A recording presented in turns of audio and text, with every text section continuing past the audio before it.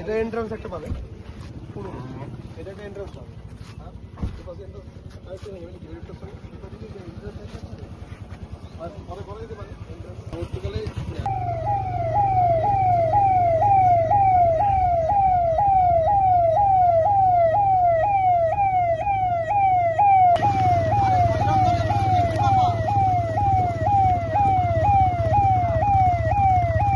আমি এমএলএ হিসাবে গত 4-14-12 তারিখে আমরা ট্রান্সপোর্ট যিনি সেক্রেটারি আছেন তাকে, ট্রান্সপোর্ট মিনিস্ট্রি এবং অনারেবল ডিএম তাকে জানিয়েছিলাম, এবং যে সেকেন্ড বাস টার্মিনাল মেদিনীপুর শহরে অত্যন্ত প্রয়োজন।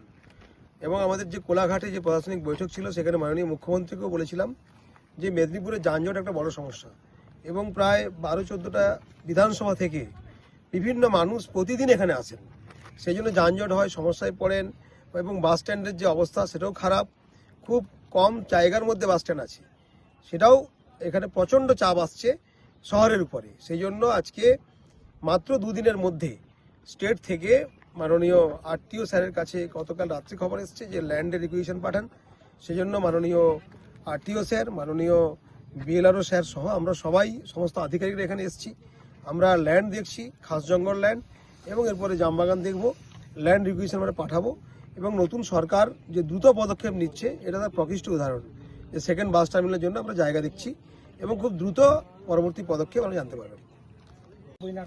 এটা আমরা টেনিস অ্যাসোসিয়েশনকে দিতে চাচ্ছিলাম, সেটা আমি সাইড করে দিতে পারি, সেটা তো আগের দিকে আছে, তো সেটাই আমি আপনার ওই মৌজায় পড়ছে। হ্যাঁ হ্যাঁ খাস জঙ্গলের মধ্যেই পড়ছে। হ্যাঁ,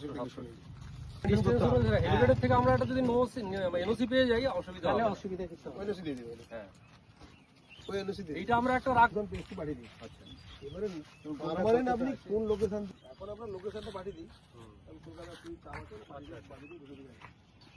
এটা একটা লোকেশন রাখো, এটা ভিডিও একটু করে নিন। বাগানটা হচ্ছে ডাকনাম, কবে গিয়ে আমরা ডাকনাম তো লেখা থাকবে, আমরা জানি না।